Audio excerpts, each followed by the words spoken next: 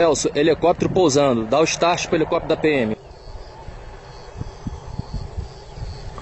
São vários sacos pretos. Tem muita coisa, galera. Muita coisa. Vários sacos pretos.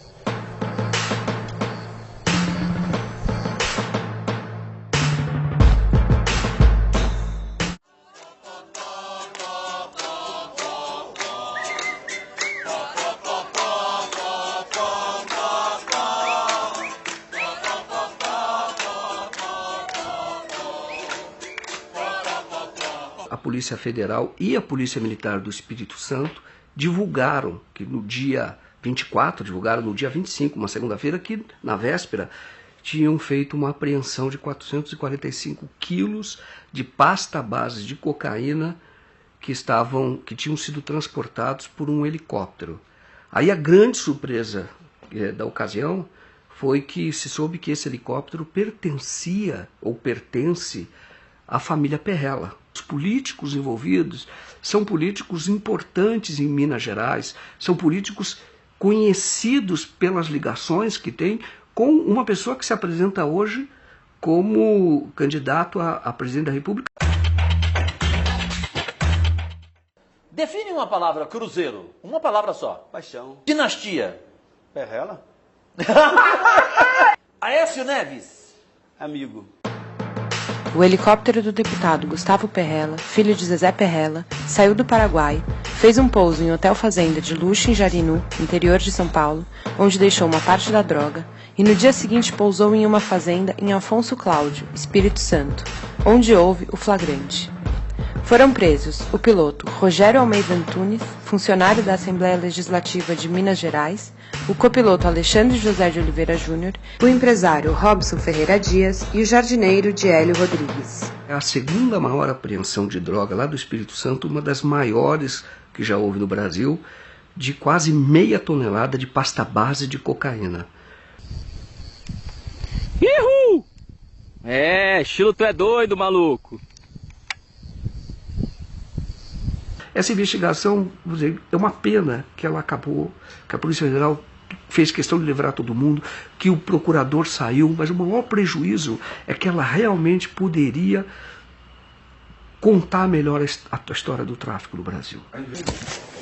Será que tem muita droga aí, meu irmão? Tem. Então, a gente vai lá, a gente precisa fazer um copy. Há uma tendência muito grande do processo ser anulado. E ele sendo anulado, o helicóptero perde a razão de ser. É como se não tivesse havido esse tráfico. Nos dias seguintes ao da apreensão, ao da divulgação pela Polícia Federal, os fatos foram todos jornalisticamente, os fatos divulgados, jornalisticamente muito relevantes, surpreendentes. Então você descobre que o piloto ele era funcionário da Assembleia Legislativa de Minas Gerais. O próprio deputado autorizou o transporte, dizendo que não sabia do que se tratava, mas autorizou que se fizesse esse transporte. Aí começa a ter algumas informações não confirmadas de que a cocaína teria vindo do Paraguai e iria para a Europa. Então torna essa apreensão ainda mais, vamos dizer assim, relevante do ponto de vista criminal, porque é tráfico internacional. Mas a imprensa em geral, ou a imprensa, a chamada grande imprensa, não deu bola para isso. Não deu bola. Ela tentou esconder o caso, esconder rapidamente, falava muito pouco, não falava muito das ligações políticas do senador Zezé Perrella. Não houve divulgação na mídia impressa, por exemplo, ou na televisão da liberação dos traficantes. Uma liberação feita no dia em que eles prestariam o depoimento ao juiz. O juiz não quis ouvir o depoimento. Poderia ter ouvido o depoimento e liberado depois, mas não. Antes que a audiência começasse, ele veio com a decisão de que não iria ouvi-los. O procurador, então, ele simplesmente abandona o caso, insiste para abandonar o caso e diz o seguinte: olha, eu não posso porque agora eu sei de fatos, ouvi coisas que me fazem testemunhas de defesa dos traficantes.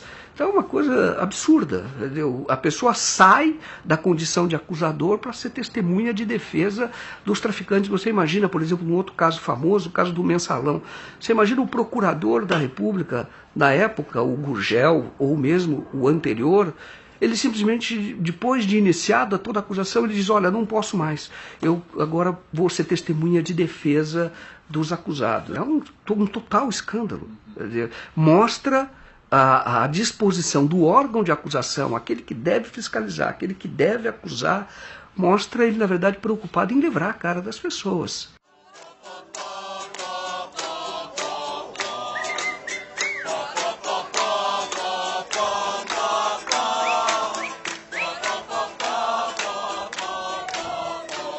Várias investigações em curso, com provas, inclusive, sobre a relação dessa família Perrella, tanto o Gustavo como o Zezé, com várias ações ilícitas. E isso já é, sim, material suficiente para abrir uma investigação, uma CPI, aqui nessa casa, para poder investigar isso. A questão da carne adulterada com água congelada, ela não é mais falada em canto nenhum. A questão dos 2,5 milhões numa verba estadual dedicada à família, à empresa deles, não é mais falada. Nós temos o medo que essa questão de 450 quilos de cocaína dentro de um helicóptero de um deputado estadual, numa fazenda, num senador, isso cai no esquecimento muito rápido. Uma pessoa que você precisa jogar luzes, entendeu? Porque eu diria, o que se diz no Estado, que ele é financiador das campanhas, grande financiador das campanhas, ele tem casos, processos hoje respondendo no Ministério Público por improbidade administrativa, porque as empresas que ele tem prestam serviços para o governo do Estado a preços superfaturados. Suspeita de irregularidades no enriquecimento do suplente de senador em Minas e presidente do Cruzeiro, Zezé Perrella. O Ministério Público quer saber como ele conseguiu comprar uma fazenda avaliada em 60 milhões de reais. Na propriedade, o Cartola planta e estoca grãos, tem uma floresta de eucalipto, uma fábrica de ração, cria gado e suínos. A sede, ampla e luxuosa, tem piscina e pista de pouso para aviões com até 15 passageiros. Hoje a remuneração bruta de um deputado estadual é de R$23 mil. Perrella ocupou uma cadeira na Assembleia Legislativa de 2006 a 2010. Também foi deputado federal de 99 a 2003. O Ministério Público quer saber de onde veio o dinheiro para o patrimônio se multiplicar tão rápido. O senador Aécio Neves impôs ao ex-presidente Itamar Franco, quando candidato ao Senado, que tivesse como suplente o Zezé Perrella. Consta que o Itamar Franco não queria, mas até para ser eleito foi uma exigência do Aécio. Como é que é a história da fazenda?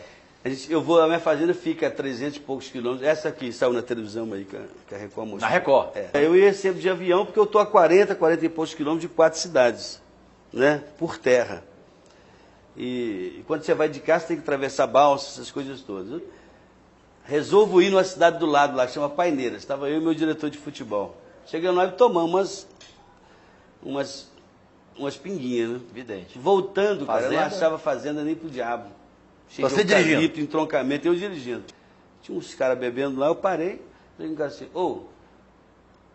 chamei o cara lá, ele veio no carro, falei, você podia me fazer um favor, onde é que é a fazenda do Zezé Perrella? Ele falou, pô, tá me tirando, Zezé Perrella é você. Falei, eu sei que eu sou eu, caramba, eu não sei onde é que é a minha fazenda. Então, eles são populares em Minas Gerais por conta do envolvimento deles com o futebol profissional, com o Cruzeiro. Eles são conhecidos também, bastante conhecidos, vamos dizer assim, de promotores do Ministério Público, porque já tentaram, vem tentando há muito tempo investigar a família, mas sempre esbarram, os processos não andam, pelo menos não andavam até o helicóptero. E em Minas Gerais, eles são conhecidos por terem poder, bastante poder, ameaçar jornalistas. O único jornal que chegou a fazer denúncias contra ele trocou de proprietário, tem um outro proprietário, e o jornal simplesmente não fala mais, nem do caso do helicóptero. É hoje em dia? Exato, é hoje em dia.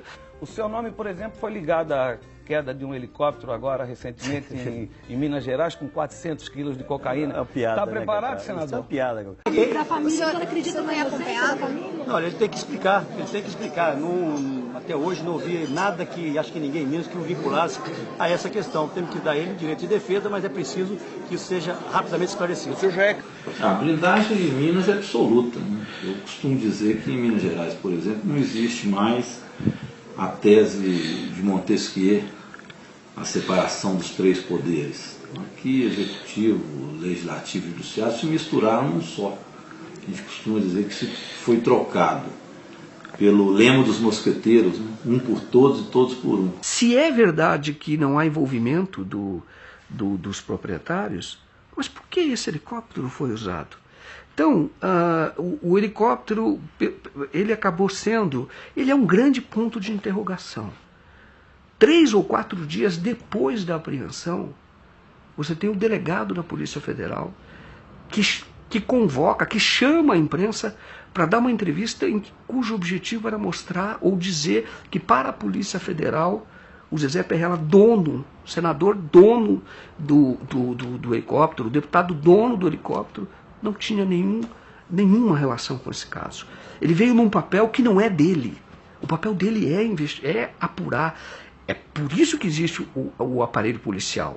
O chamado, quando as pessoas que entendem de direito dizem o chamado contraditório, quando você vai provar que não é bem assim, você vai dar uma versão contraditória, esse é o papel do judiciário, é quando chega ao juiz. Mas até ali, você tem um aparelho, o aparelho policial, o aparelho do Ministério Público, é justamente de acusação. É justamente de buscar, quando vem indícios, buscar elementos para poder acusar.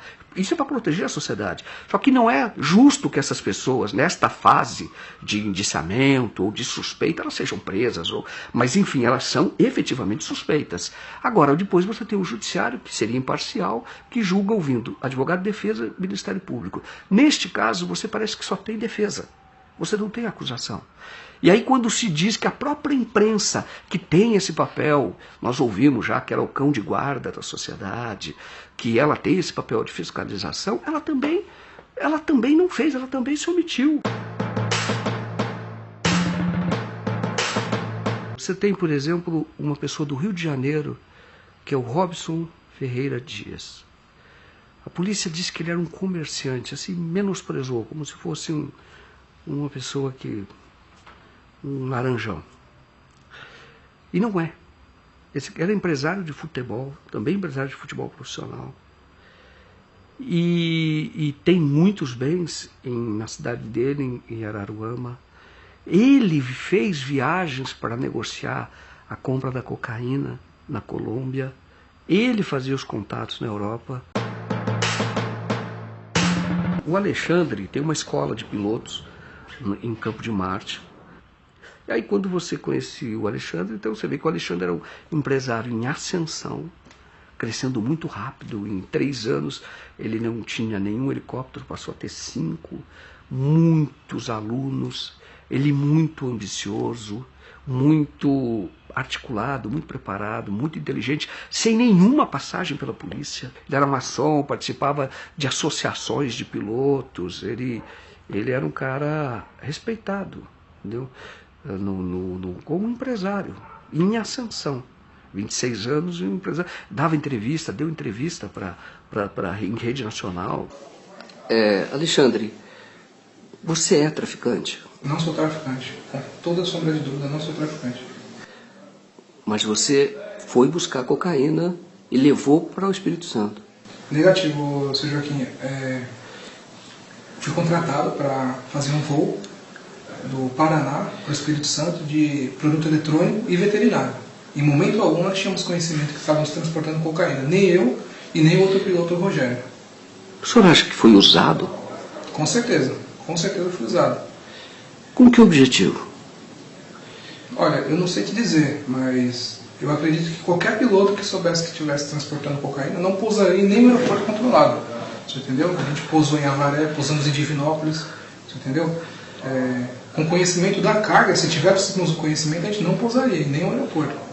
Agora, Alexandre, de qualquer forma, pelas fotos que a gente vê, eram tabletes ali de cocaína. Pelo menos vê lá no porta-malas do carro, vê no banco de trás. Isso eles abriram as malas para jogar no carro. Mas quando saiu da aeronave, tanto no vídeo da Polícia Federal, estava tudo em sacos pretos, né? Estava em malas pretas e caixas, né? Então eu acredito que eles rasgaram para jogar no carro, né? Para caber, até porque o volume era... E quando você viu? Aí a gente se desesperou, tanto eu como o Rogério, né? Os dois correram para abastecer. Só que aí então a aeronave já tinha sido desligada, né? Se a gente tivesse conhecimento, a gente não ia desligar. A aeronave não precisa ser desligada para abastecer. A gente poderia, se a gente tivesse conhecimento do que era, a gente ia abastecer a aeronave acionado. A gente cortou a aeronave, desceu, foi buscar o combustível. Ninguém estava, em momento algum a gente tinha ciência do que se tratava. Só quando eles começaram a abrir. Aí bateu o desespero. Só que quando a gente viu o que era, já começou a chegar a polícia, né? Agora, Alexandre, tem uma mensagem que é trocada por o piloto, pelo Rogério, com o primo dele, em que ele diz que estava transportando coca. E tira até uma foto. E transmite uma foto. Eu não tive acesso a isso, eu não vi. O que eu posso garantir é que a mercadoria veio toda em malas e caixas fechadas. A gente não tocou em nada, a gente não carregou a aeronave em momento algum. E qual era a linha de defesa do senhor?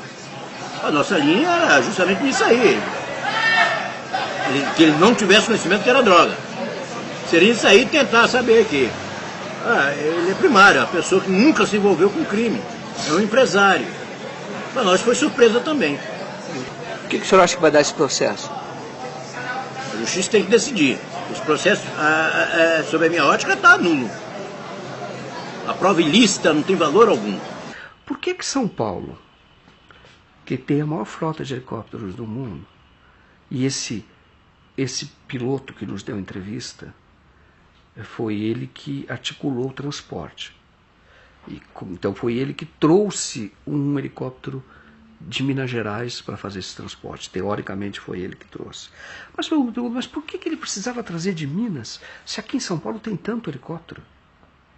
Ele próprio tinha 5 helicópteros. E ele é o menor nessa cadeia. Você percebe que ele recebe ordens. Quando você vê a investigação, eles falam todos em códigos, com apelidos.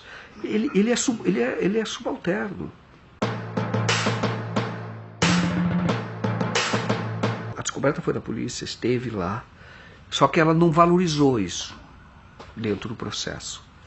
Porque a droga, pela legislação, o próprio território do hotel, por ter guardado a droga, está sujeito até a confisco, assim como o helicóptero. E então são pessoas que são empresários, sem nenhuma passagem, riquíssimos, são donos do hotel. Num Jeep verde, eram 3 homens que vieram até o helicóptero, pegou o Jeep e levou para dentro do hotel. Estavam todos em malas pretas, em sacolas pretas grandes. Foram todas para o hotel. No dia seguinte ele volta lá, pega de novo, só que havia menos sacolas, havia 3 sacolas a menos. Volta de que horas vocês pararam em Jarinu? Isso, quando veio e descarregou. Do Campo de Marte para Jarinu dá 15 minutos. A gente chegou lá no meio de 15 mais ou menos. Isso quando estava indo, pegando a mercadoria. Exatamente. Mas e quando descarregou a mercadoria, era que horas? Era por volta de umas 4h30, 5 da tarde. De sábado? De sábado. E você sabe quem são as pessoas que pegaram essa droga? Eu não sei quem são as pessoas. A única coisa que foi passada é que ia ter um Jeep e iam ter 3 pessoas para receber. Um Jeep verde e 3 pessoas. Né? Segundo ele, era funcionário dele da 25. Então a gente pousou no Hotel Fazenda, em momento algum a gente pousou no local escondido, pousamos no local. Eu e o Rogério, o piloto, a gente não tinha conhecimento do que estava transportando. A gente sabia apenas que era produto eletrônico e veterinário. Em momento algum a gente desconfiou que era droga. Você acha que os donos dos hotéis sabiam que estava sendo descarregada essa mercadoria lá? Eu não posso afirmar para o senhor. Não posso afirmar isso. Até porque eu não conheço os donos do hotel. Né? Eu fui contratado pelo rádio e foi a única pessoa que eu tive contato. Né? Então quando você vê esse helicóptero, você vê a escola de helicóptero, o cara crescendo muito, empresário. Você vê outro empresário de futebol do Rio de Janeiro. Aí você vê esse hotel, é grandioso esse hotel. Tem shows do Bruno e Marrone, aquelas coisas bem grandes, sabe? Vai muita gente lá. Entendeu? Aí quando você vê isso, você fala, cara, olha que oportunidade que a gente tem de contar bem a verdadeira história do tráfico. Entendeu? Esse hotel é algo que a gente deve aprofundar. Nós, como jornalistas, devemos aprofundar. Eu fui até um ponto, vou dizer que ainda não fui além porque nós iríamos muito à frente da polícia. E nós não temos os instrumentos para fazer isso.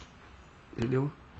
É uma investigação virgem que a gente vai na frente. Totalmente na frente. Porque essas pessoas sequer foram acusadas, sequer foram mencionadas.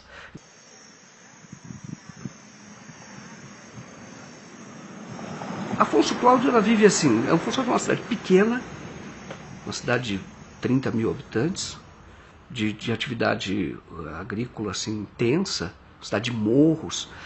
E de repente um helicóptero aparece lá, de um senador de um outro estado, que para eles, Espírito Santo é um estado muito pequenininho, eles veem Minas Gerais como uma potência, entendeu? Uma grande potência. Então vem de lá com quase meia tonelada de cocaína, de pasta à base de cocaína. O próprio juiz com quem eu conversei longamente, ele recebeu a visita da DEA, agentes americanos, justamente para dizer, primeiro, o Brasil é a porta de entrada de droga para a Europa. Segundo, o Espírito Santo, o porto do Espírito Santo, é muito usado por isso. Meia tonelada de pasta base, que custa, na ponta inicial do tráfico, as pessoas falam entre 4 e 6 milhões. E que você pode render lá fora, depois que você faz a mistura, uma cocaína de qualidade na Europa, as pessoas falam que renderia pelo menos 50 milhões. A investigação mostra isso, que eles tinham contato com uma pessoa chamada Jimmy, que era de Amsterdã, e eles estavam negociando o envio para lá de convites, eles chamam convites.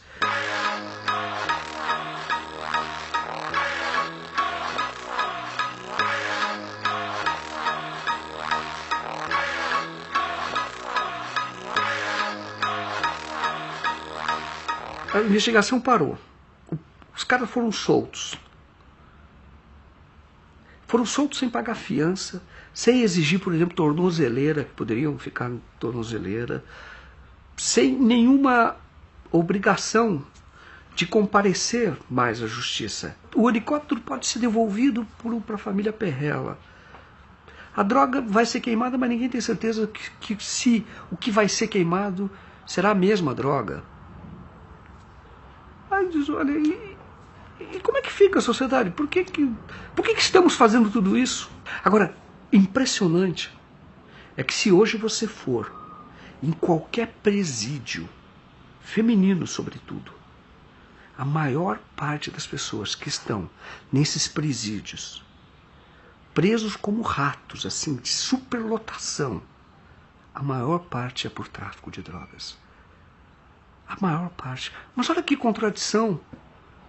São as pessoas pegas com meio quilo, às vezes até para consumo próprio, essa é a discussão. Elas estão presas, mas presas por 10 anos, por 12 anos. Entendeu? Arrebentou totalmente. É isso que o Brasil está aprendendo. Então, como é que o senhor, como político, recebeu aquela apreensão de drogas no Espírito Santo? Como é que Minas tem tratado isso? O que nos choca mesmo são as diferenças de tratamento. Nem o piloto, após um flagrante de 445 quilos de pasta base de cocaína, nem o piloto está preso, foi pego em flagrante. Mas nós temos um jornalista que, por editar matérias que não são do interesse do senador Aécio Neves, está preso há mais de 4 meses, doente, teve infarto, está na enfermaria do hospital, não foi condenado a absolutamente nada, está preso. Nós temos, ainda em Minas Gerais, já condenado por 102 anos de cadeia assassinos e o mandante do assassinato da chacina de Unai, que assassinaram na época 7 sem-terras. Eles já foram condenados a mais de 100 anos de cadeia e estão soltos por habeas corpus, que lhes dá o direito de responder. Aliás, já foram condenados, estão em liberdade para fazer o recurso deles em liberdade, já condenados. Esses conseguiram habeas corpus. E o jornalista não consegue um habeas corpus. Então nós temos aqui preso político, nitidamente preso político, que está tudo dominado. Tudo é feito em torno do senador Aécio Neves. Virou espécie de imperador. Zezé, a maior torcida de Minas é a do Atlético. Não tem nem comparação, né, Calil? A do Cruzeiro é muito maior. E a camisa mais linda do Brasil também é do Atlético. É isso, rapaz. Azul é azul. Desculpe, mas quer ver eu acabar fácil com essa discussão? Para vocês, quem vai ser o melhor governador para Minas? Anastasia, porque a Anastasia está com a Aécio desde o primeiro dia. E ajudou Minas a crescer, não é? Esse caso do Helicoca foi, na verdade, um grande aviso. Olha, o crime compensa. O grande crime compensa no Brasil.